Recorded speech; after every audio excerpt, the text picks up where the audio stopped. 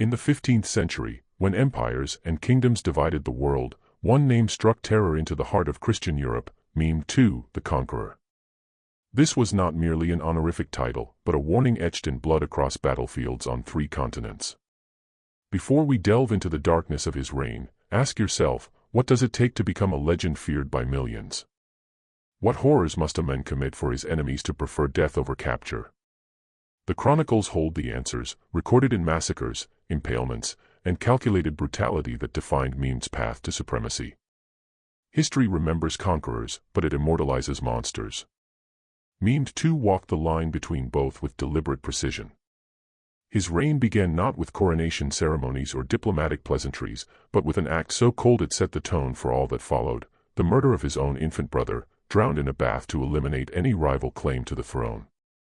This was the Ottoman way of power, and Mehmed embraced it without hesitation.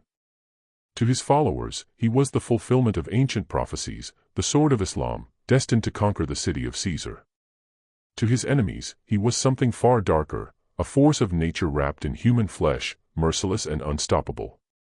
The year 1451 marked the beginning of a reign that would reshape the world through fire and steel. At merely 19 years old, Mehmed ascended the Ottoman throne for the second time, having briefly ruled as a child under the shadow of his father's advisors. But this time, he returned as a man possessed by a singular ambition: the conquest of Constantinople, the jewel of Christendom that had stood unconquered for over 1,000 years. The Byzantines had mocked his youth during his first reign, calling him a boy playing at sultan. They would learn in the most terrible way imaginable that this boy had grown into something far more dangerous. Mehmed's preparation for the fall of Constantinople revealed a mind that calculated victory not in terms of glory, but in terms of absolute domination. He understood that fear was a weapon as potent as any cannon, and he wielded it with the skill of a master craftsman.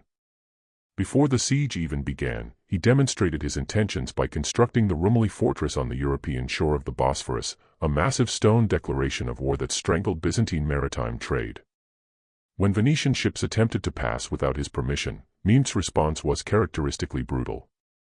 The ships were seized, the sailors executed, and their captain impaled on a stake where he died slowly over 3 days, visible to anyone sailing the strait. The siege of Constantinople in 1453 was not merely a military campaign, it was a calculated campaign of psychological warfare designed to break the spirit of the defenders before the walls ever fell. Mehmed commanded an army of over 80,000 men, supported by the largest cannons the world had ever seen, weapons so massive they required hundreds of oxen to transport and crews of over 200 men to operate. The Hungarian engineer Urban, who had offered his services first to the Byzantines and been rejected due to lack of funds, found a willing patron in Mehmed. The Sultan understood that Constantinople's legendary walls, which had repelled countless invaders for centuries, could be reduced to rubble through the application of overwhelming force. For 53 days, the bombardment continued relentlessly. The massive cannons fired stone balls weighing over 600 pounds, each shot capable of demolishing entire sections of wall. The noise was deafening, a constant thunder that denied the defenders sleep and eroded their sanity as surely as the cannonballs eroded their fortifications. Mehmed ordered the bombardment to continue day and night, understanding that exhaustion would prove as deadly an enemy as Ottoman steel. The defenders, numbering barely 7,000 men under Emperor Constantine XI, fought with the desperation of those who knew no quarter would be given.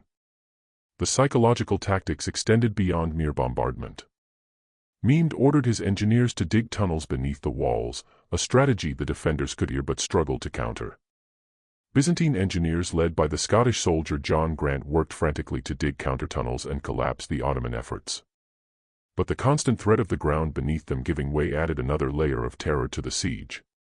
Mehmed also employed massive siege towers that rolled toward the walls on countless wheels, sheltering archers and soldiers who could fire down upon the defenders.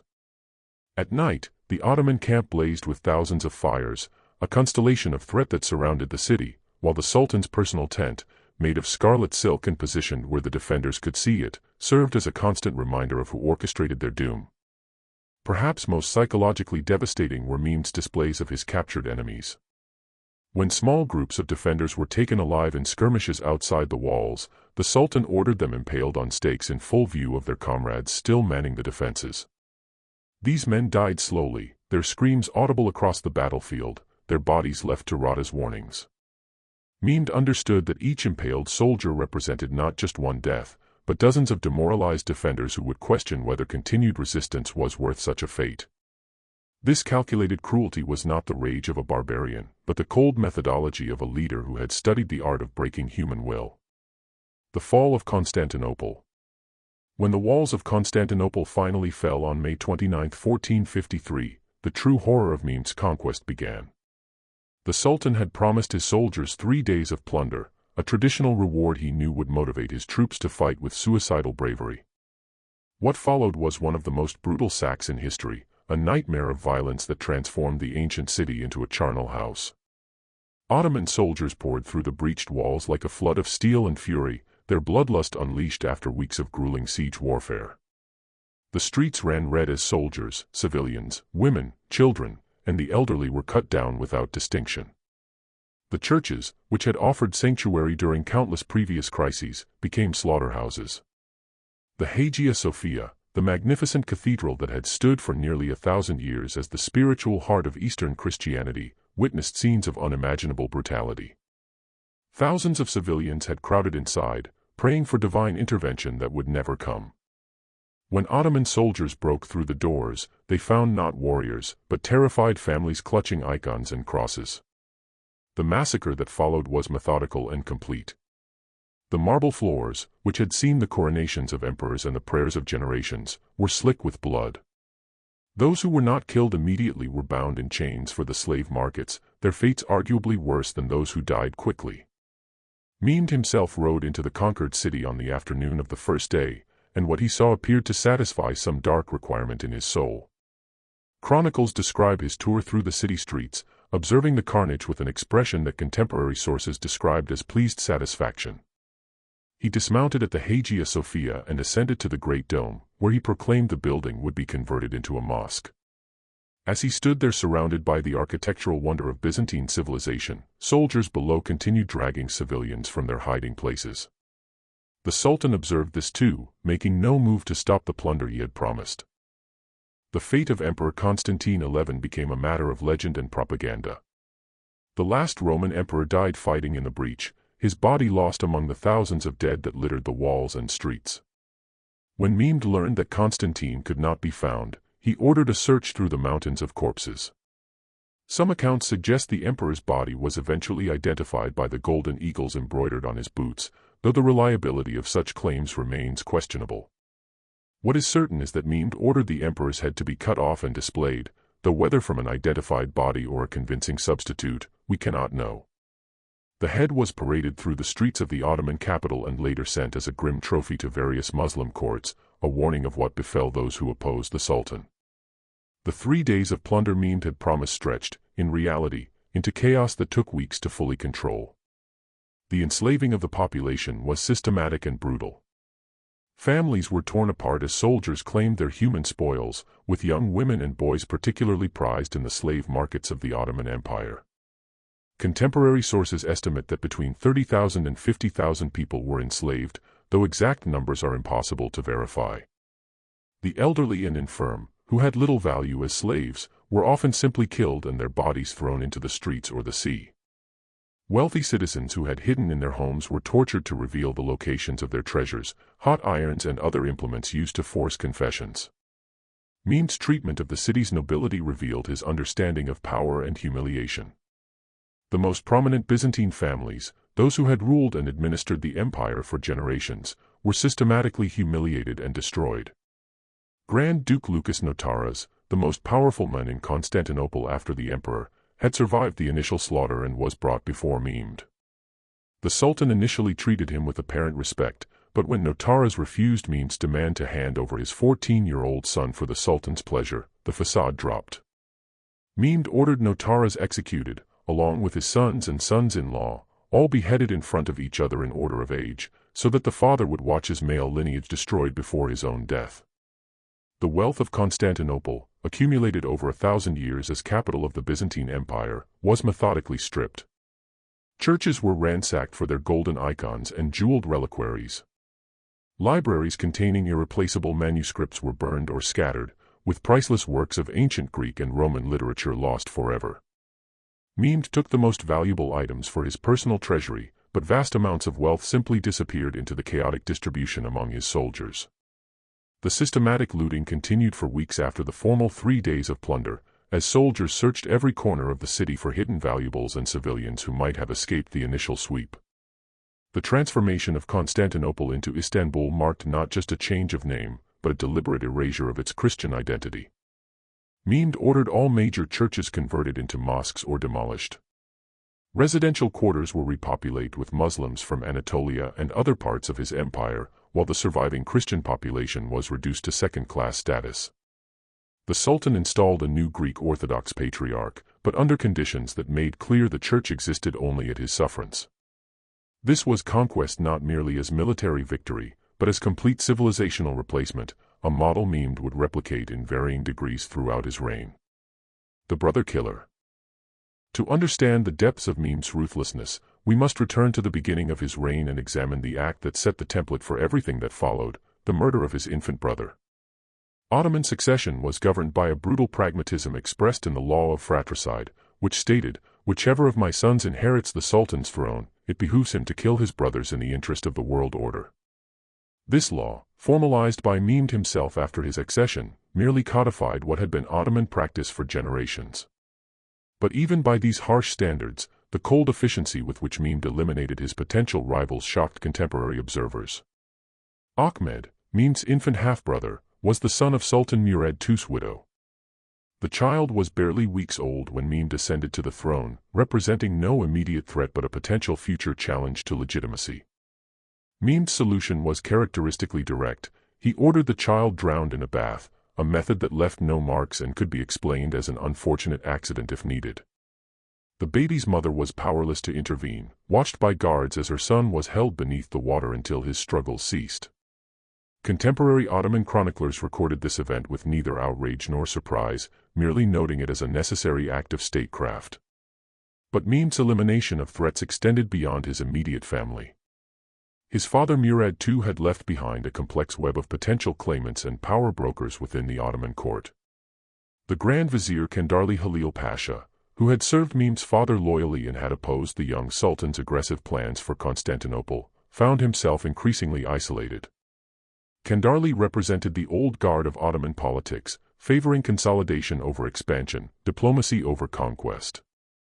He had openly mocked Mehmed's ambitions as the fantasies of a reckless youth.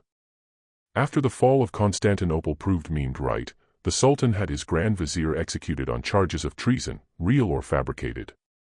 The execution of Kendarli was particularly cruel in its timing and manner. Mehmed waited until after his greatest triumph to move against the men who had doubted him, making the execution both personal revenge and political statement. The former Grand Vizier was strangled with a bowstring, the traditional method for executing Ottoman officials, but Mehmed ordered his property confiscated and his family stripped of all honors. The message was clear: doubt the Sultan, and your entire legacy will be erased. This execution sent shockwaves through the Ottoman court, as Kendarli had been among the most powerful men in the empire. If he could be eliminated so easily, no one was safe. Mehmed's paranoia about potential threats extended to provincial governors and military commanders who grew too powerful or popular. Ishak Pasha, who had been one of Murad's most successful generals, found himself accused of corruption and executed shortly after Mehmed's accession. The charges were likely fabricated, but the real crime was being too closely associated with the previous regime. Mehmed understood that loyalty to his father's memory might translate into resistance to his own authority. Throughout his reign, he would repeat this pattern, identify potential centers of power, fabricate or discover justifications for their removal, and eliminate them before they could become threats. The Sultan's treatment of his own sons late in his reign revealed how deeply this fratricidal culture had embedded itself in Ottoman governance. When Prince Mustafa, one of Mehmed's sons, became popular with the Janissaries, the Sultan saw a potential threat. Mustafa died suddenly under mysterious circumstances in 1474, with strong suspicions that Mehmed had ordered his assassination. The official story claimed illness, but few in the court believed it. A father's willingness to kill his own son to prevent a potential future coup demonstrated the extent to which power had consumed all other considerations in Mehmed's worldview. The psychological impact of growing up in such an environment, where brothers, uncles, and cousins represented mortal threats, cannot be underestimated in understanding Mehmed's character. From childhood he had been taught that power was a zero-sum game where any rival, no matter how loyal they appeared, might eventually become an enemy. This worldview shaped his dealings not just with family, but with all subordinates and enemies. Trust was a luxury he could not afford, mercy, a weakness that would be exploited. Every decision was filtered through the lens of power dynamics and potential threats. The law of fratricide would be formally codified and continue in the Ottoman Empire for centuries after Mehmed, with sultans routinely executing all their brothers upon accession. Mehmed III in 1595 would execute 19 of his brothers in a single day. The practice finally ended only in the 17th century, replaced with the slightly less brutal tradition of imprisoning potential rivals in the palace. But it was Mehmed II who perfected this system, who demonstrated that the most efficient path to secure power was to eliminate all alternatives regardless of blood ties or moral considerations. In this, as in so many things, his reign set precedents that would echo through centuries. The Impaler's enemy. The conflict between Mehmed II and Vlad III of Wallachia, known as Vlad the Impaler, stands as one of history's most brutal confrontations between two masters of psychological warfare. Both men understood the power of terror, both wielded cruelty as a weapon. But their methods and motivations differed in ways that made their collision inevitable and horrific. Vlad had been a hostage at the Ottoman court in his youth alongside his brother Radu, and had learned to hate his captors with a passion that would fuel his resistance for years to come. The sexual abuse he endured there, whether rumored or real, certainly influenced his later actions. When Vlad seized power in Wallachia, he immediately stopped paying tribute to Mehmed, a direct challenge the Sultan could not ignore. Mehmed's initial response to Vlad's defiance was to send envoys demanding submission and the overdue tribute. What happened to those envoys became legend and revealed the depth of animosity between these two rulers. According to chronicles, Vlad received the Ottoman envoys, but became enraged when they refused to remove their turbans in his presence, claiming it was against their custom. Vlad's response was characteristically brutal and darkly ironic. He ordered the turbans nailed to the envoys' heads, saying he would help them keep their custom. The envoys were then sent back to Mehmed, their turbans indeed inseparable from their skulls, a message written in blood and agony. The night attack of 1462 represented Vlad's most audacious strike against Mehmed and demonstrated the Wallachian prince's understanding of psychological warfare.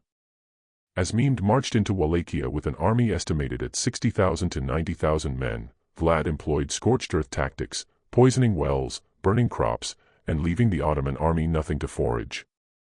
Then, on the night of June 17th, Vlad launched a surprise cavalry raid directly at Mehmed's camp, aiming to kill the Sultan himself. The attack came in darkness, with Vlad's forces dressed in Ottoman uniforms to create confusion, slaughtering their way through the camp toward Mehmed's tent. The night attack nearly succeeded in decapitating the Ottoman leadership. Mehmed's guards fought desperately in the darkness, unable to distinguish friend from foe, until Vlad's cavalry eventually withdrew before dawn.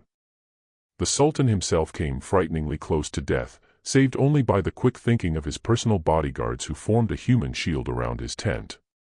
Contemporary sources claimed that thousands of Ottoman soldiers died in the chaos, many killed by their own comrades in the confusion.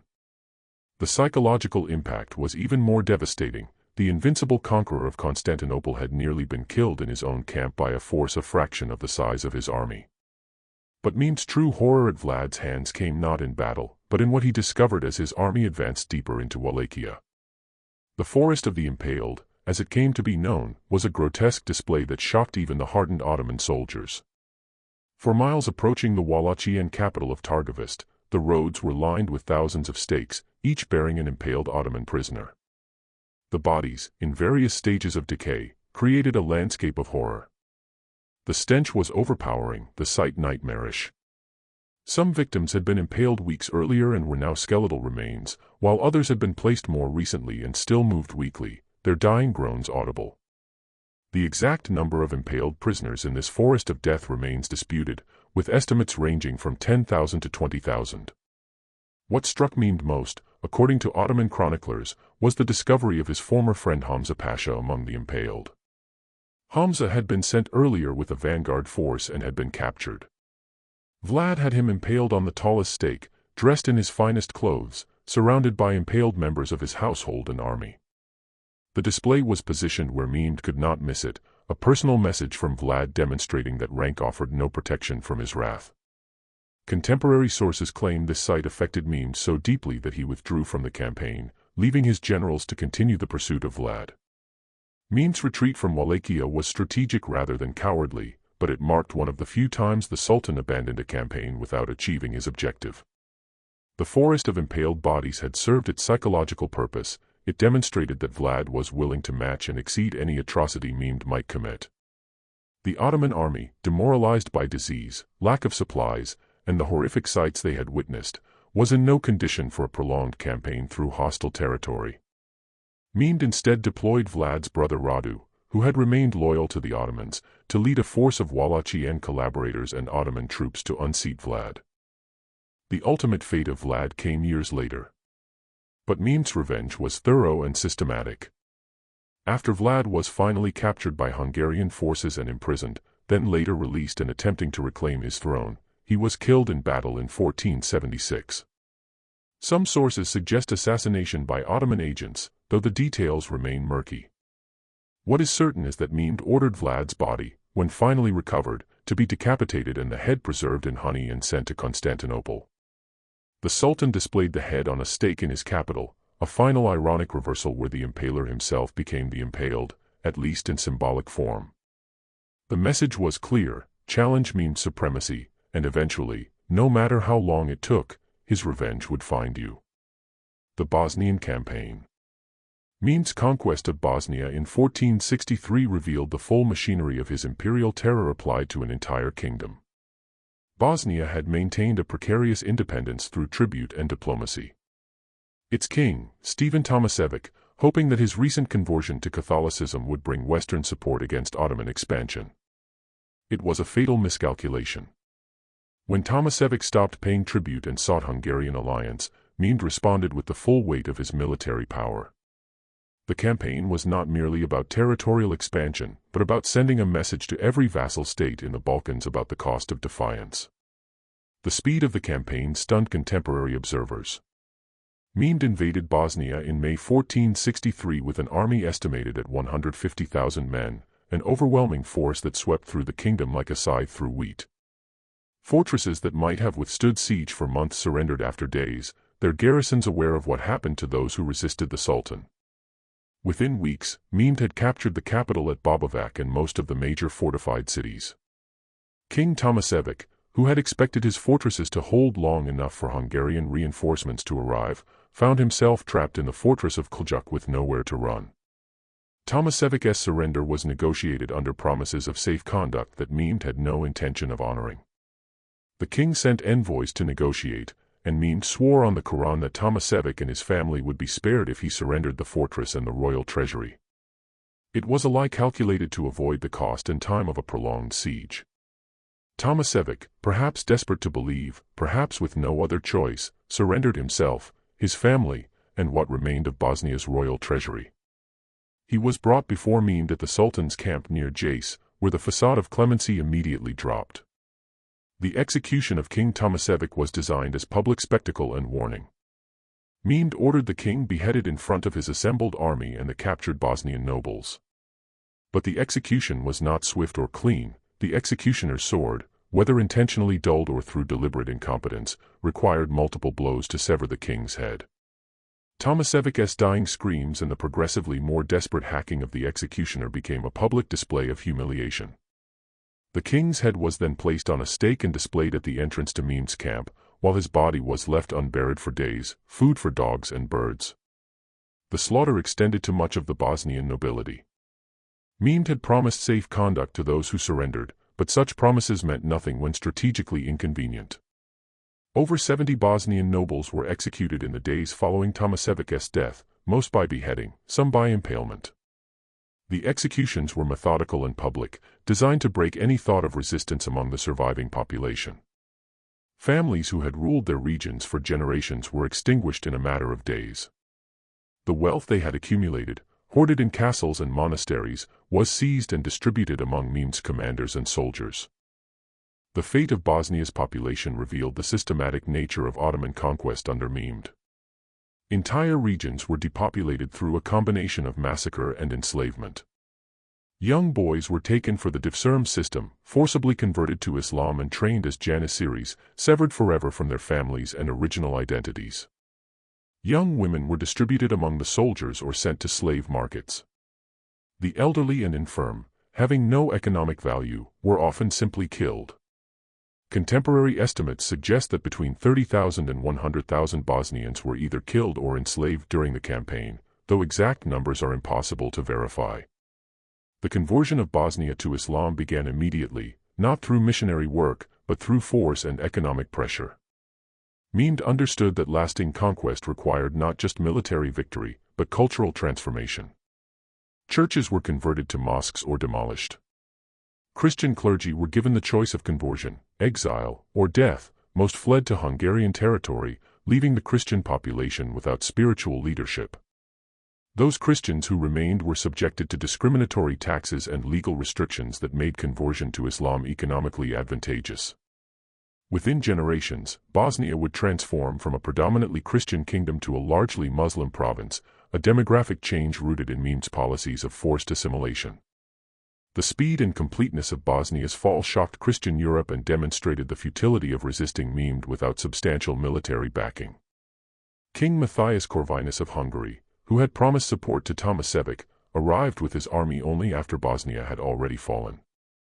The Hungarian king managed to recapture some northern fortresses, but the kingdom of Bosnia was effectively finished.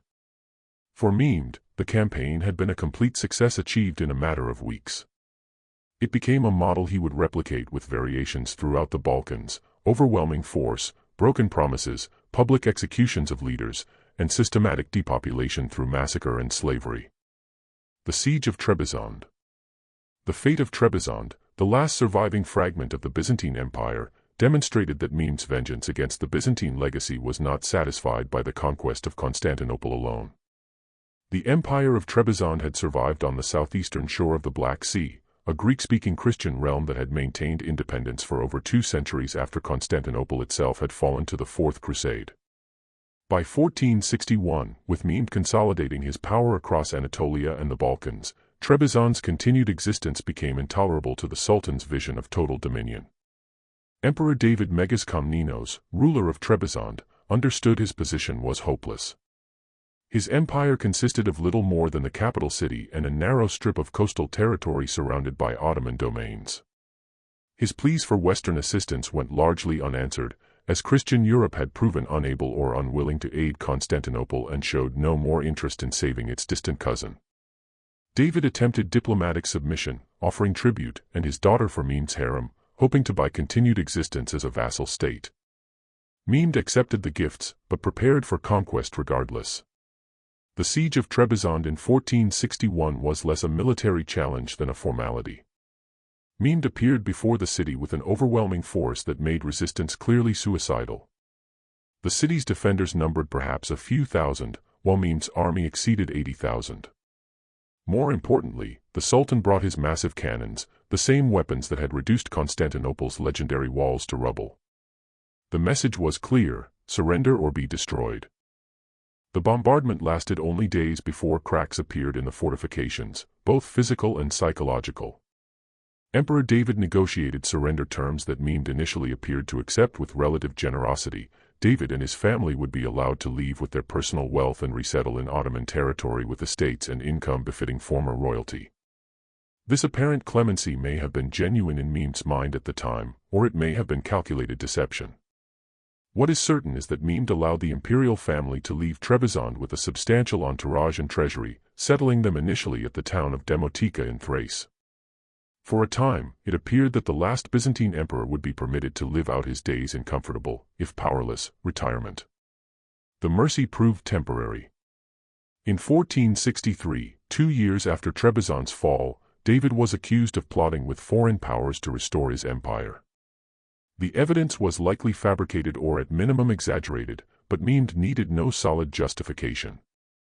The very existence of a legitimate Byzantine claimant, even a broken one, represented a potential rallying point for future resistance. Mehmed's solution was characteristically final: he ordered David and his sons executed.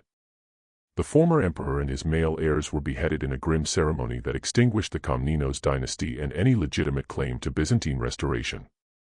The fate of David's younger sons was particularly cruel in its calculated nature. His youngest boy, still a child, was brought before Mehmed after his father's execution. Ottoman sources claim Mehmed offered the child a choice: convert to Islam and live in comfort at the Ottoman court, or die as a Christian.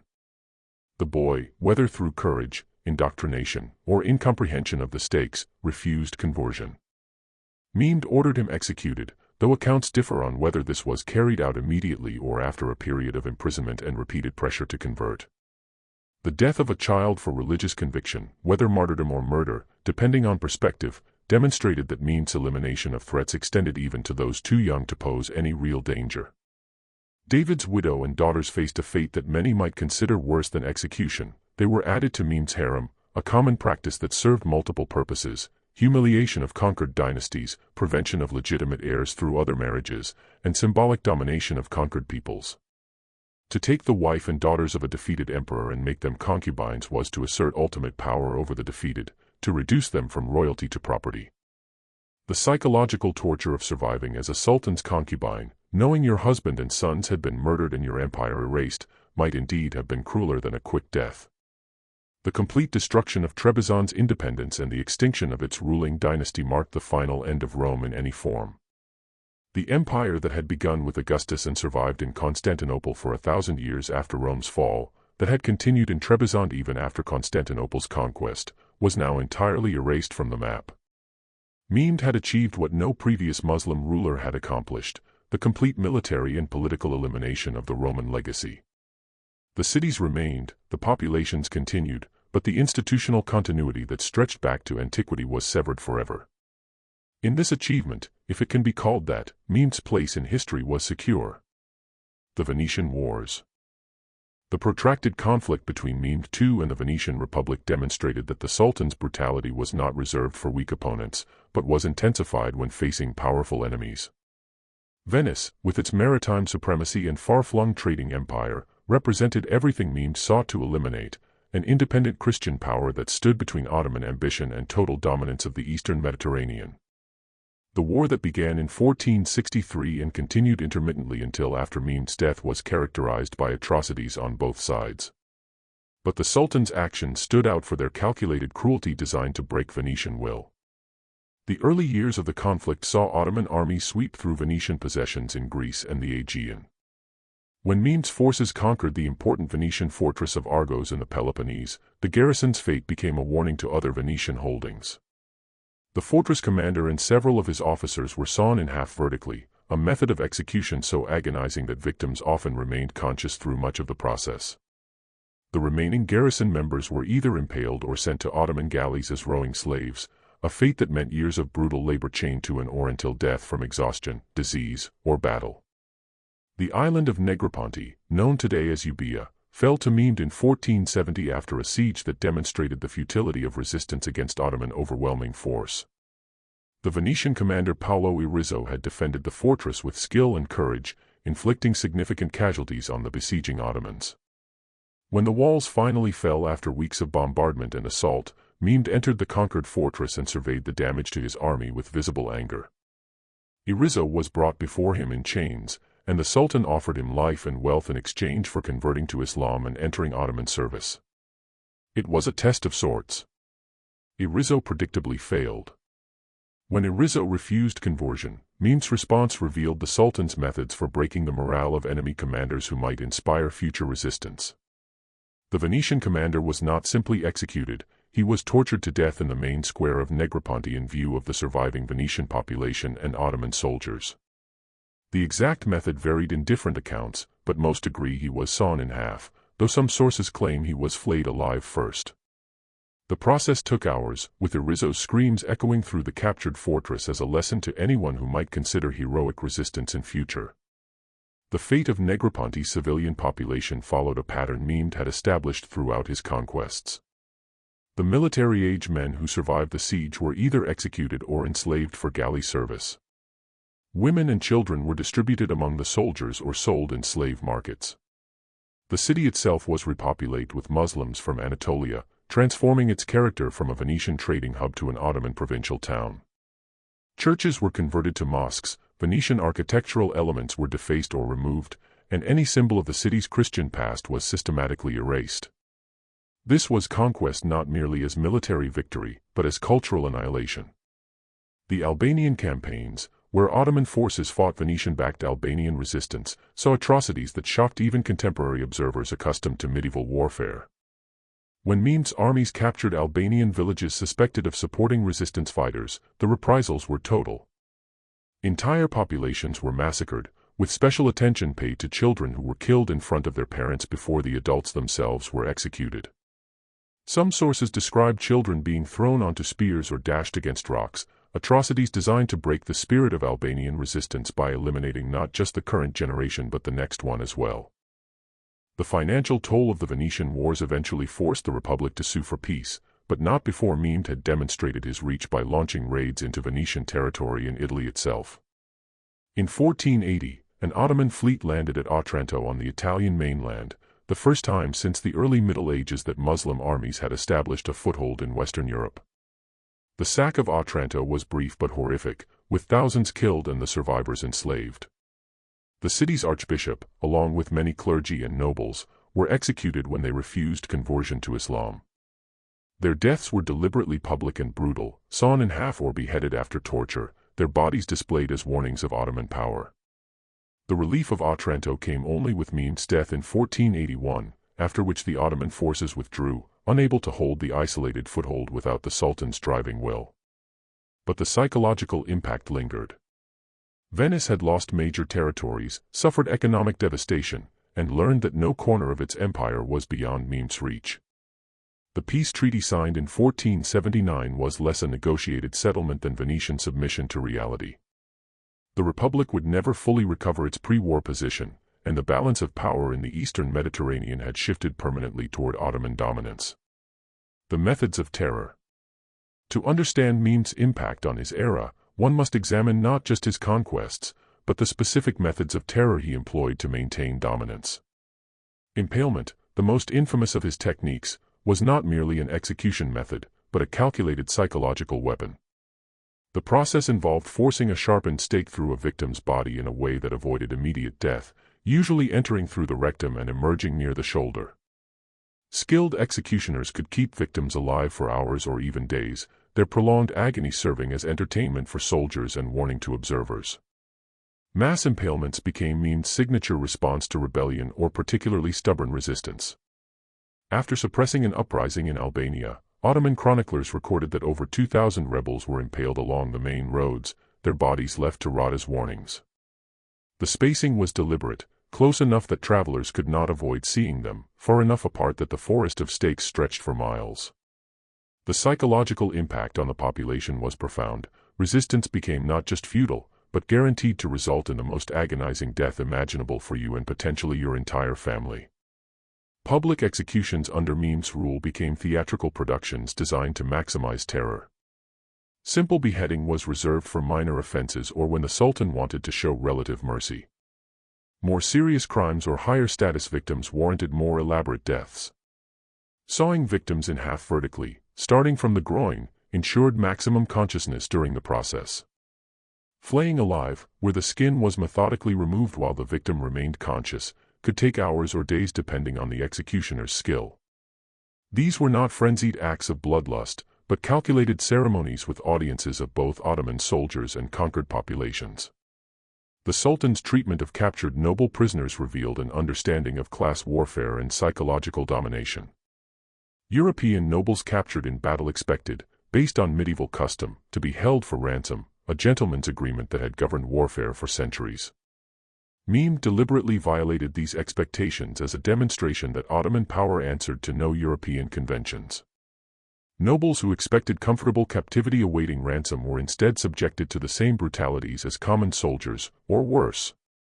The message was clear: your rank, your breeding, your family connections mean nothing before Ottoman power. Religious minorities in newly conquered territories faced systematic persecution designed to force conversion or exodus.